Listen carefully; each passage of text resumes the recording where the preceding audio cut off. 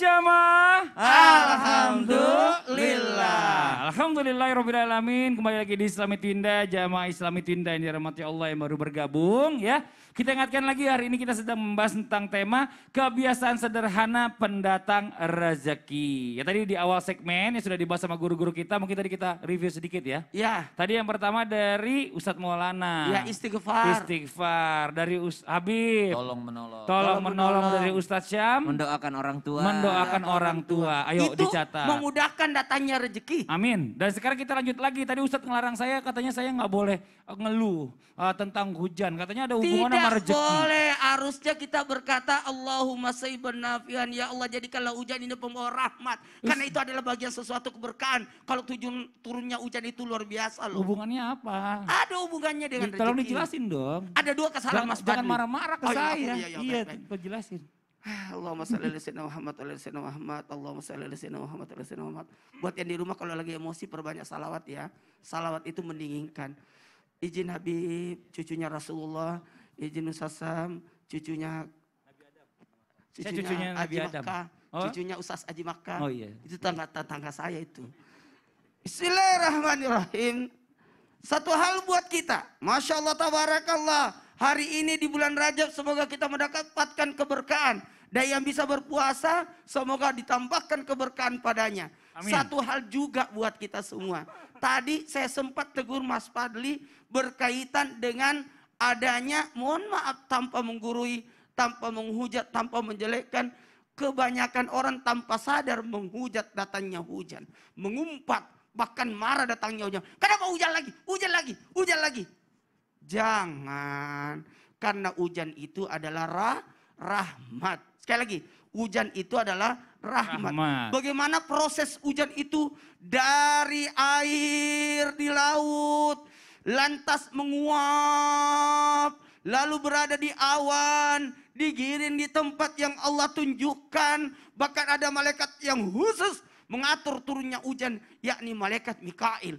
Dan dialah yang menurunkan hujan sesudah mereka berputus asa dan menyebarkan rahmatnya. Dan dialah yang maha pelindung lagi maha terpuji. Dan yang dimaksud di sini adalah hujannya adalah rahmat. Ayaman itu, hujan itu rahmat. Apalagi hujan di tengah malam. Oh, enak tidurnya, makin pules. Dia ngumpat lagi dia itu. Gak ngumpat, itu saya mensyukuri tidur saya makin pules. Tidak, justru ketika hujan itu Rasulullah SAW mengibas tangan beliau Rasulullah yang mulia. Lantas.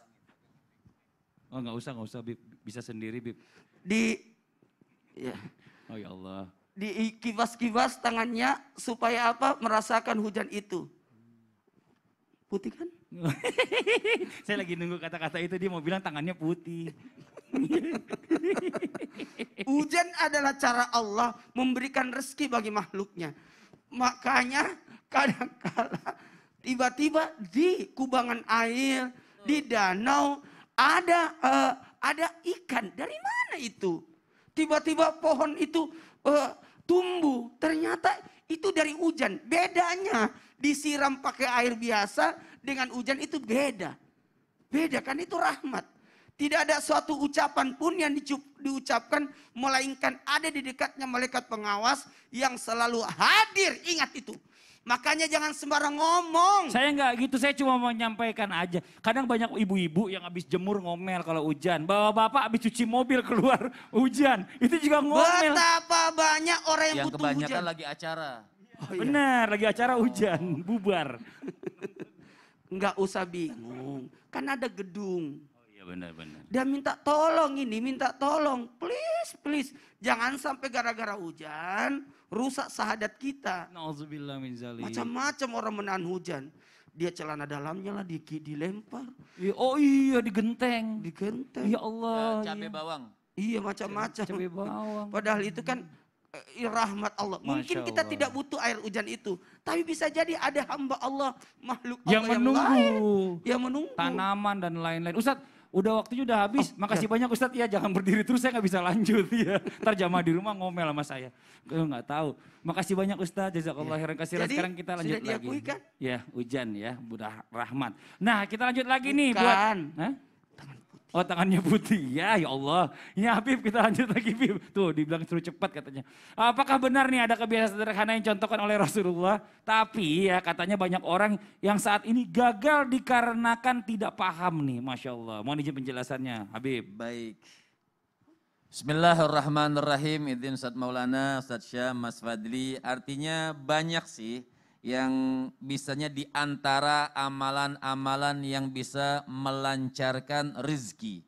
Jadi di antara amal-amalan yang bisa melancarkan rezeki, di antara amalan-amalan tersebut adalah kita harus punya sifat amanah, tidak khianat. Masya Allah. Jadi tidak berkhianat ini, orang yang tidak berkhianat insya Allah rezekinya dilancarkan oleh Allah Subhanahu wa taala. Ini juga lihat Rasul sallallahu alaihi wasallam. Orang itu sampai Nabi sallallahu alaihi wasallam mendapatkan gelar Al-Amin. Kenapa? Orang yang sangat dipercaya dalam satu kota Mekah semuanya. Bukan kampung, kota. Mungkin satu dunia. Bukan mungkin, udah suatu kepastian. Nabi itu orang yang sangat terpercaya satu dunia sudah. Adalah Rasul sallallahu alaihi wasallam. Maka ada hadis yang mulia. Nabi sallallahu alaihi wasallam beliau mengatakan la imana liman la amanalah wala dina liman la ahdalah. Apa kata Rasul sallallahu alaihi wasallam? Nabi mengatakan tidak sempurna keimanan seseorang kalau hilang dia punya sifat amanahnya. Mas Fadli kemarin Anda nitip HP di mana? Nitip HP? Iya, udah di pasar HP-nya enggak? Enggak. Oh amanah, masih ada ya? Masih. Masih, alhamdulillah. Ustaz, cincin yang waktu itu saya kasih di mana? Ada. Di mana? Di tas saya. Oh, bukan dikasih orang ya? Enggak lah, amanah kan? Oh iya benar. Itu amanah, artinya hal yang kecil. Terkadang orang meremehkan hal yang kecil. Kecil misalnya, sudah gampanglah nanti saja. Kita nemu barang saja, misal nemu barang. Ya, sini aja Bib, taruh. apa ya? Misalnya, misal pura-pura nemu barang itu kan. Barang yang sudah kita temukan, kalau kita pegang, udah amanah buat kita. Oh. Artinya sudah memang tanggung jawab kita. Kalau misalnya diumumkan, misal sudah diumumkan apa segala macam. Nah ini kan dalam ilmu fikih misal orangnya nggak datang juga gitu. Kita pakai, silahkan dipakai. Tapi mazmun harus amanah. Suatu saat orangnya datang, kita harus kembalikan. Kalau rusak, kita harus ganti. Oh. Kalau nemu duit. Ya sama seperti Sama itu. juga. Sama seperti itu hukumnya. Jadi amanah ini sangat penting. Makanya sampai Rasul Shallallahu Alaihi Wasallam Nabi mengatakanlah iman berkaitannya dengan iman. Tidak sempurna keimanan seseorang sehingga dia harus melakukan amanah baru pengen dia sempurna dan bagus keimanannya di sisi Allah Subhanahu wa taala. Bahkan sampai dikatakan la dina, berhubungannya juga dengan agama. Nabi mengatakan tidak sempurna agamanya seseorang kalau dia tidak amanah dengan janjinya. La ahdala, orang yang tidak menunaikan janji. Jadi dua hal ini bisa menyempitkan rezeki kita, kalau kita tidak tunaikan. Lantas mungkin ada pertanyaan, biasa orang kritis bertanya, oh teman saya rajin maksiat, oh teman saya tidak pernah amanah, oh teman saya selalu berkhianat, kenapa rezekinya lancar? Berbahaya, itu istidrat dari Allah Subhanahu wa taala. Justru bahaya. Justru berbahaya, itu istidrat dari Allah Subhanahu wa taala. Masya Allah, terima kasih banyak Habib atas penjelasannya. Jadi ya kadang-kadang orang tuh jangan sampai merasa seneng aja ya mendapatkan sesuatu. Tiba-tiba menemukan sesuatu, rezeki anak soleh. Oh, Kan rezeki gitu anak kan? soleh, punya orang, umumin dulu punya ya. orang itu. Kita lanjut Ustaz Maulana nih, kayak buat jamaah Islam itu yang ada di rumah yang udah banyak mengirimkan pertanyaan, waktunya kita menjawab di segmen Tanya Dong Ustaz. Kami semua tanya dong Ustaz. Oke, kita masuk ke pertanyaan yang pertama dari Instagram dari @indriani6826. Assalamualaikum warahmatullahi wabarakatuh. Izin bertanya, Ustadz, fitrah seorang wanita yaitu tinggal di rumah. Tapi bagaimana kalau seorang wanita itu tulang punggung keluarga? Apakah boleh keluar mencari rezeki atau tetap di rumah? Karena apa yang sudah ditakdirkan untuknya akan tetap menjadi miliknya. Allah punya banyak cara untuk membawanya sampai kepadanya. Jadi wanita tersebut harus bekerja atau mengharapkan keajaiban dari Sang Kholik. Nah ini Ustadz Maulana, ini karena memang tulang punggung, kalau nggak kerja salah, apa nunggu aja di rumah. Mohon maaf izin Mas Fadli dan guru-guru kami, Habib dan Ustaz Sam dan semua yang lagi nonton. Saya sangat setuju kalau ada wanita yang bekerja. Maaf ya, secara pribadi saya setuju. Karena kenapa? Wanita itu jangan berharap dari sosok laki-laki. Iya kalau punya suami, iya kalau suaminya masih hidup, iya kalau suaminya masih kerja. Jadi kalau perempuan punya skill. Perempuan bukan seputar dapur, sumur, kasur. Hello.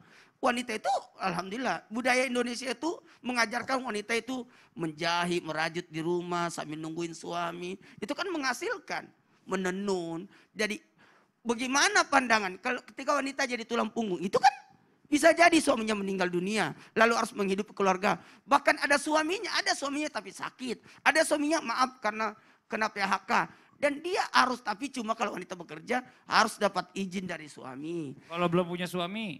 Izin dari orang tua. Siapa yang bertanggung jawab atasnya, maka dia harus izin sama beliau. Kalau yang lalu orang tuanya ataupun suaminya melarang, jangan. Kalau engkau larang berarti kau harus siapkan. Kasih. Sekarang kita produser kita kan Mbak Dea, perempuan kan? Perempuan hari ini betul. Jadi mohon maaf, terus terang mohon maaf tanpa menggurui. Jadi boleh saja, tapi dilarang tabarruj.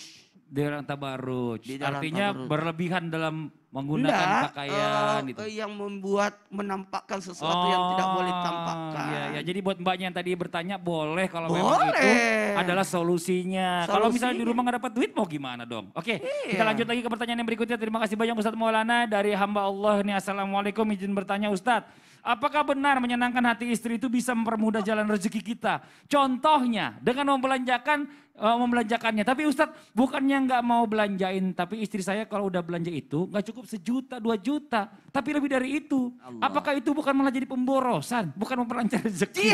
Jihan, saya dukung kamu Jihan. Iya. Mudah-mudahan Ustaz Sam yang bahas kan. Iya, betul. Jadi menyenangkan istri, apalagi lagi hamil. Ya Ustaz Sam, tolong dibahas kata Ustaz Maulana tuh. Iya, tapi Habib Ustaz Maulana Mas Fadli serta guru-guru kami dimuliakan Allah Subhanahu wa taala serta seluruh jamaah Islam itu indah yang sangat senang dengan pembahasan ini ya, jamaah ibu-ibu yang ada di rumah yang sering browsing tentang sedekah terbaik adalah sedekah kepada istri. Sedekah yang paling afdal adalah sedekah kepada pasangan. Dan itu benar. Karena ternyata ulama sepakat bahwasanya sedekah yang terbaik adalah sedekah terhadap ahli atau sedekah terhadap keluarga. Namun kita lihat kenapa ulama bisa sepakat mengatakan bahwasanya sedekah terbaik adalah sedekah kepada keluarga. Pada suatu ketika baginda Nabi SAW yakni pada hari raya, pada hari Id, Nabi SAW sambil berjalan menuju masjid, sambil berjalan menuju tempat beliau akan memberikan khutbah Id, maka Nabi SAW melewati beberapa perempuan. Lalu Nabi berpesan, bersedekahlah kalian, bertakwalah kalian dengan cara bersedekahlah kalian. Maka Nabi SAW berkhutbah. Ketika berkhutbah dengan mengatakan takutlah kalian terhadap neraka karena kebanyakan daripada penduduk neraka adalah daripada kalangan wanita dikarenakan mereka kufur nikmat terhadap suaminya. Maka Nabi SAW setelah hari raya Id tadi pulang ke rumahnya. Ketika sampai di rumahnya ada seseorang yang datang untuk bertanya kepada baginda Nabi SAW. Lalu Nabi bertanya, siapakah yang ada di luar? Saya Zainab ya Rasulullah. Zainab siapa? Saya Zainab istri daripada Ibnu Mas'ud. Oh subhanallah, silahkan masuk. Apa yang engkau ingin tanyakan? Maka istri daripada Ibnu Mas'ud radhiyallahu anhuma wardahuma mengatakan, ya Rasulullah, saya ketika mendengar engkau memerintahkan kami untuk banyak bersedekah, saya amat takut dengan neraka. Maka saya punya emas, saya ingin sedekahkan semua. Saya ingin sedekahkan emas saya ingin sedekahkan daripada harta saya. Tapi suami saya melarang saya. Dan dia mengatakan, saya dan anak-anak lebih berhak atas sedekahmu dibandingkan orang lain. Apakah benar itu ya Rasulullah? Maka Nabi SAW mengatakan, emang benar yang paling berhak atas sedekah itu adalah keluarga. Jadi bukan hanya sedekah suami kepada istri, tapi juga sedekah istri terhadap suaminya. Maka yang dikatakan adalah sedekah yang paling afdal adalah sedekah terhadap keluarga. Dinarun, harta yang kita keluarkan untuk anak yatim, harta kita keluarkan untuk fakir miskin, harta yang kita keluarkan untuk di jalan Allah, harta yang dikeluarkan untuk bangun masjid, kalah jauh pahalanya dengan harta yang kita keluarkan untuk keluarga sendiri, apatah lagi nafkah yang wajib terhadap pasangan. Karena banyak orang yang ketika keluar dia baik, namun ternyata ketika di dalam rumah mereka tidak baik. Makanya Nabi SAW sering mengingatkan, khairukum li ahli wa ana khairukum li ahli. Sebaik-baik daripada kalian adalah yang paling baik terhadap keluarganya. Ini pelajaran yang perlu kita garis bawahi ketika Nabi mengingatkan ternyata kita bisa meraih surga daripada istri kita. Kita bisa meraih surga daripada anak-anak kita. Dengan cara apa? Dengan cara meraih ketakwaan, dengan menjadi sebaik-baik manusia ketika kita berbuat baik terhadap pasangan kita. Ini senang banget ibu-ibu ketika mendengarkan hal ini. Apalagi yang punya istri. Oh subhanallah. Senang banget pasti kita. Terus kalau yang nggak punya gimana? Yang nggak punya istri, enggak tanya aja mau yang nggak punya. Saya sedekahnya lewat lain. Tetap ke istri, niatnya buat istri. Oh niatnya buat istri, jalur pahalanya mertua. buat istri. Oh subhanallah. Maka bisa ketika aja ngelasnya. sedekah terbaik adalah sedekah kepada orang terdekat kita, apatah lagi mereka orang yang tidak mampu. Cari yatim, jangan cari yatim jauh-jauh, cari dulu ponakan kita. Siapa tahu ada anak yatim yang juga sekaligus ponakan kita. Wallahu taala alam. Saya sambil dengar tausiah Ustaz tadi saya nggak konsen ada barang bagus banget ini, tapi saya belum punya uang. Tapi bisa dipesan buat bayar nanti. Oh, bayar nanti aja. Pesan nanti dulu. Dari segmen 1 dari awal main HP terus. Ini ada barang bagus bisa dibayar nanti belakangan. Bayar nanti. Iya. Tunggu dulu, memang yakin umurnya masih panjang. Aduh, iya juga ya Ustaz, jangan tunggu begitu dulu. dong.